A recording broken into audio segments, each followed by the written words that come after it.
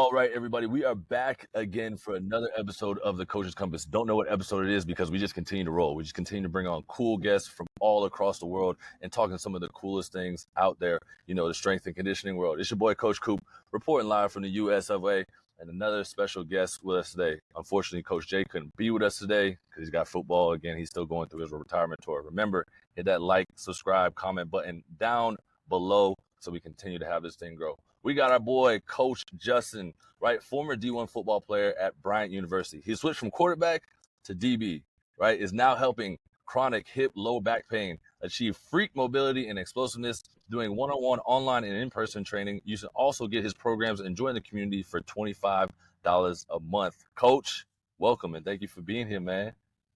Yeah, appreciate you. Yeah, man, I'm excited to get going, break down some things, see what you got for me. So, bro, former athlete, now you go into the strength and conditioning world, the fitness world, whatever world you want to call it, this side of the world, this industry. What got you into it, and what was it like transitioning into it? Yeah, so at Bryant, I played quarterback in high school, receiver my senior year, and then I had like one game of safety film. Went to Bryant University, was playing safety there, had a good opportunity for myself, was dealing with like chronic, that hip and low back pain for a little while, and was going to PTs, chiropractors while I was at Bryant. I was dealing with my PT on my team and my strength coach and things like that, just working with different things.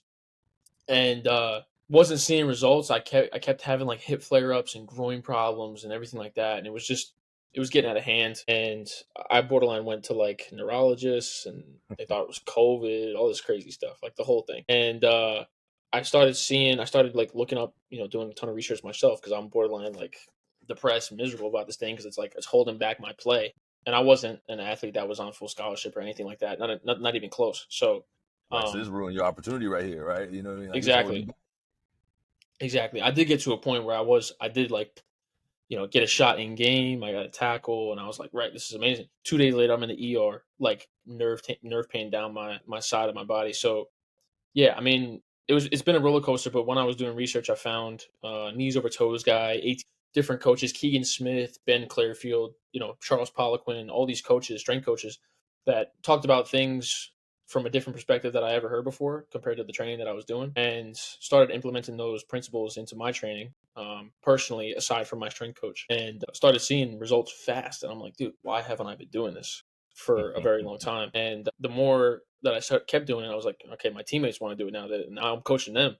And then, yeah, it was amazing thing. And I saw results fast. And then I started having some conflict with, the team and training wise and COVID protocols. I got like COVID and like a negative test, and like I was stuck out for a long time. And then, I went to visit knees over toes guy himself, Ben Patrick, down in Florida to train with him. And I decided to join his coaching network, ATG for Coaches, which was, um, yeah, that was very, because I wanted to learn more. I started Right. getting into like the coach's mind, not just the athlete's mind. Like athletes, more often than not, they just want to think about, okay, how can I get better? Like, am I going to get better? Like, that's it. Like, you know what I mean? Right. But the coaches is like technical side, like, okay, hip extension, right? Flexion in this area. Like, this is, eccentric, concentric, like those words that come out in the weight room, like only coaches understand it. And I started getting into that, and I just kept seeing results for myself. Then I started coaching guys, started getting clients, and I decided to step away from football and become a coach, and start coaching some of my buddies that are now, going to the NFL now, which is awesome. But yeah, So, I yeah, mean, getting that coaching terminology is always, a great thing for all the coaches, to go and study, especially people that you believe in. And those, you talk about a lot of coaches that you learn from yourself. You know, what though, it's hard though to let go of football, right? It's hard to let go of being an athlete. And then now you're trying to learn business, right? You're trying to figure out like, how do I become a business person and all that? How did you do it? yeah. So to be honest, when I was at school, when I was learning ATG and learning from Ben Patrick, I learned from a mentor of mine that I hold dear to this day, is Keegan Smith. He basically was Ben Patrick's mentor when he was trying to grow his brand, and I decided to join his network called Uncommon Success. It's an amazing. It's just a it's a men network that basically he helps build online businesses and coaching and I learned directly from him because he was the man to go to. He coached Ben Patrick and how to grow his page, right? And he's coached many other coaches. Like, I don't know if anybody's ever heard of Range of Strength, Graham Tuttle, Lucas Aaron, these guys in the space that are high followings and everything like that, and they've made a big impact on the strength training world. All came under Keegan, and so I decided to pursue his mentorship and never look back, and that's kind of how I built my brand and been able to make a successful training business that keeps growing, by month. Uh, so yeah, I just thank him. Yeah, I mean, we see the business, right? You see your Instagram and everything, like it's growing fast, it's moving quick. How much humility and humbleness did you have to take to, ask somebody for help? Because you remember, like you said, you're a former athlete, and you talk about like we always want to see progress. And you go into the coaching world and the business side, and you're just like, hey, well, like we're gonna be great at it anyway. Like we've done hard things, but like you got to ask somebody else for help now. Like, so what is it like to ask somebody to like look into your own business and give you help? Yeah, yeah. I mean, 100%. I think it's the same as me being an athlete and trusting in a coach, right? So it's no difference. To be honest, though, I'm looking for mentorship at all times because living with humility, but at the same time with that drive and ambition, um, is what makes makes things really really happen quick. And I think that speed kills, regardless if you're in business or you're an athlete in any sport. The faster you are at progressing, you're going to blow past all competition. So I'm constantly looking for ways to not necessarily humble myself, but be grateful for new opportunities of mentorship and teaching and understanding and studying, new strength patterns, new, business techniques, how to give my clients the best product that they are looking for, thinking in the athlete's mind, right? Tapping into, how do I tap into that kid that I was in college? How do I think back to what I was thinking about and what I was looking for? Um, these are some of the things that I've learned through the mentorship that I've been given. On top of that, you say you tap back into the athlete mind and trying to help, the younger athlete, who you were back then. What do you think, because we talked a little bit about off air, the hate you get on a daily basis and all the stuff you get coming through, right? What do you think is helping you, though, set you apart from all the other coaches out there and help you achieve success? Right? Because that's a huge thing for a lot of our coaches out there that are trying to, go down that business path of maybe being online or being in person, or maybe they're at a general population gym, whatever it may be. What's setting you apart? Yeah, faith in you know belief in something bit greater than me has been the main force. You also have to sit and think. There can't be positive without negative, and you have to think about duality in everything that you do. And I think that when people think that they can only live a positive life, they're delusional. There will be ups, and there will be downs, but how you look at the downs is how you continue to get the ups. But accept the downs and accept the hate and accept the evil that can be in your life, but also at the same time learn from it. Like some of the hate that I get, some of the guys that come at me or whatever it is, like I'm learning something. Like I'm going to improve my content because I don't want athletes to get this perspective as either, right? But in reality, athletes don't really care about the technicalities of training. They just want to get better. And how I explain something, just because somebody will knock it as a coach, yeah, cool, you can knock it. But like I've just made ridiculous results of myself, and I'm a living proof of my product. And that's really all that matters if you're going to help athletes. Because all I want to do is help athletes. I don't care too much about helping coaches coach their athletes, right? And so I think that just having that frame whenever I post content, I'm going to post content every single day, regardless if I get hate or positivity. It doesn't matter. Like I love posting and I love helping guys, and I consistently get message every day of uplifting, feedback from people that I'm helping, and it's a beautiful thing. Like it's the most fulfilling thing to get. So that's kind of my mindset and approach to any feedback in social media, to use it for to uplift and progress in the vision that I have for my brand.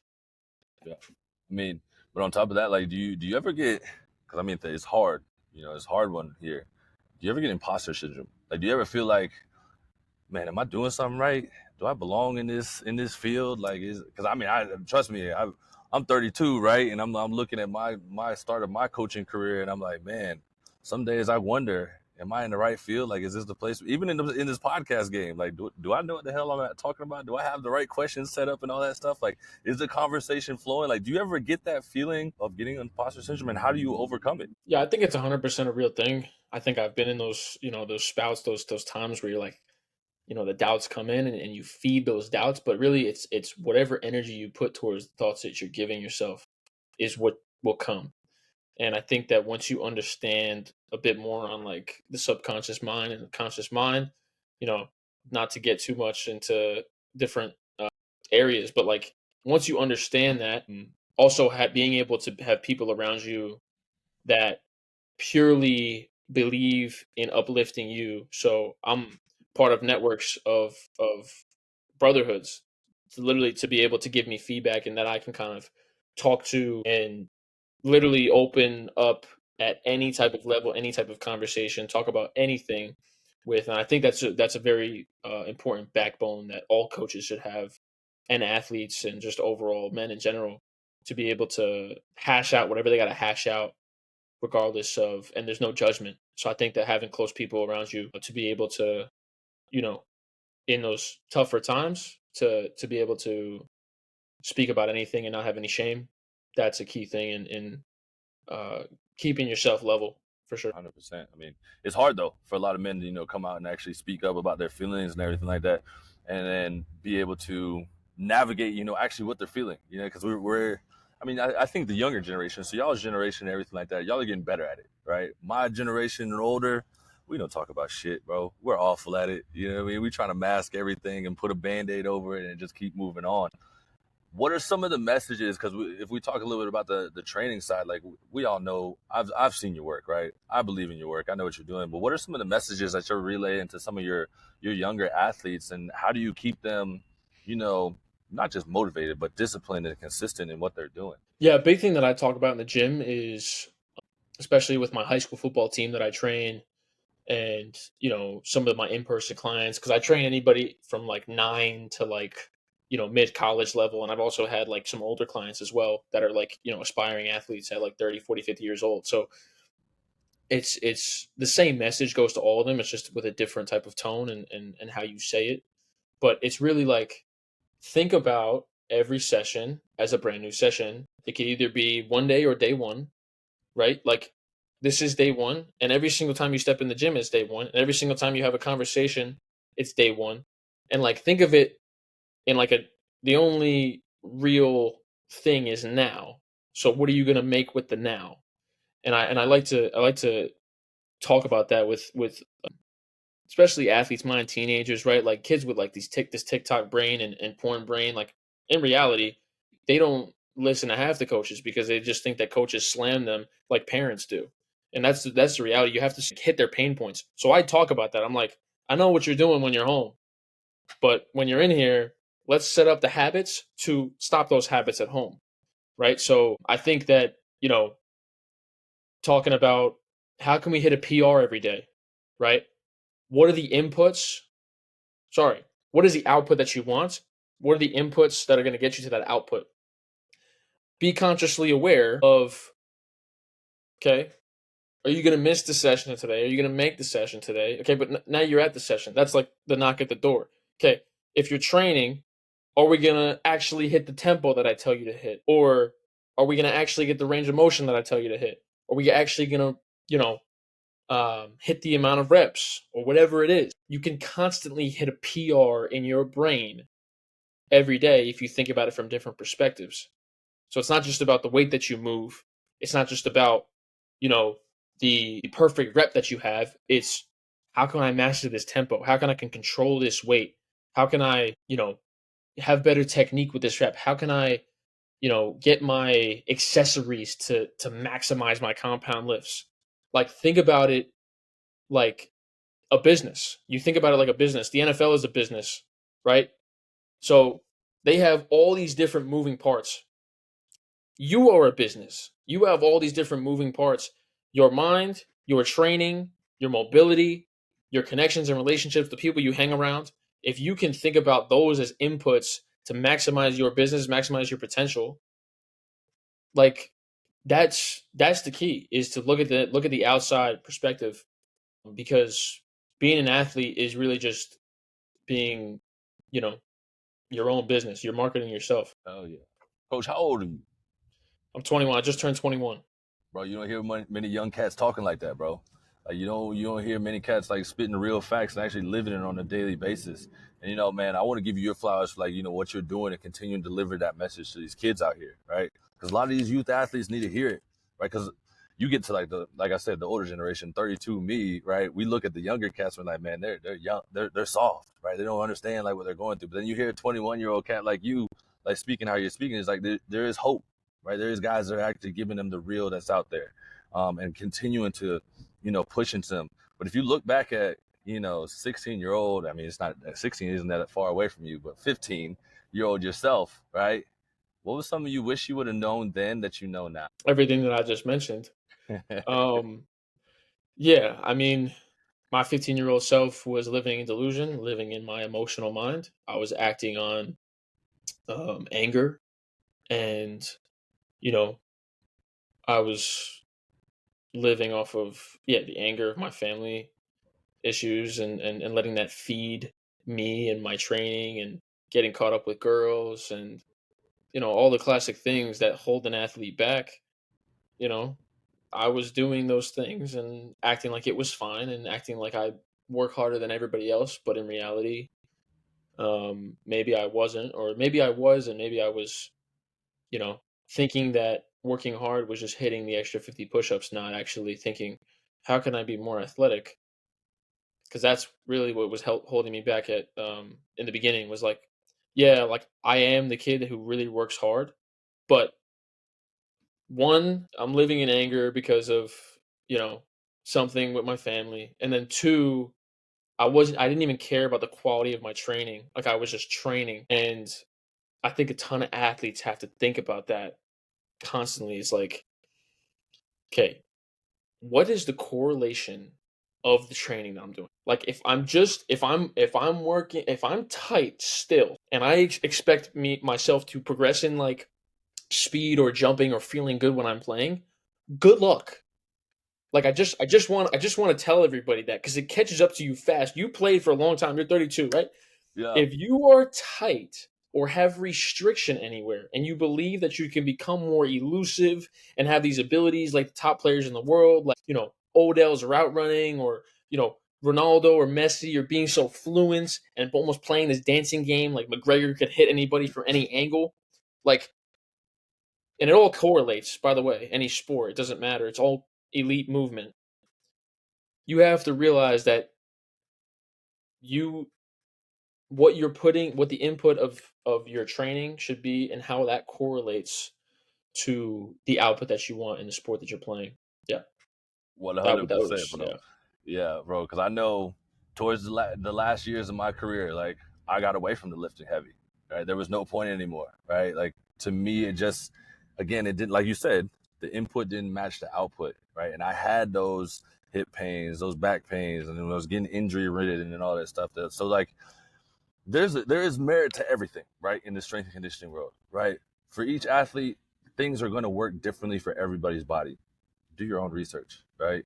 Do your own studies, right? Work with multiple coaches. Like I know for me, I have no ego when it comes to this coaching game, because I know what I do isn't going to be perfect for everybody, right? But if I know something and my ultimate goal is to help the athlete, why not send them to other people, right? Why not enjoy letting other coaches coach them and actually learning from those other coaches, and making yourself better.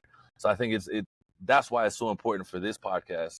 And I don't even want to muddy the water, with getting into just like training styles and all that stuff, because your message that you delivered today, coach, like that's impactful for a lot of not just like athletes, but for coaches out there. But before we get out of here, we got our 60-second round. We got 10 questions, 1-word answers all across the board. Are you ready for it, bro? Yes, sir. Yes, sir. All right, Throwing here us we out. Here go. we go. Yeah, 60-second round. All right.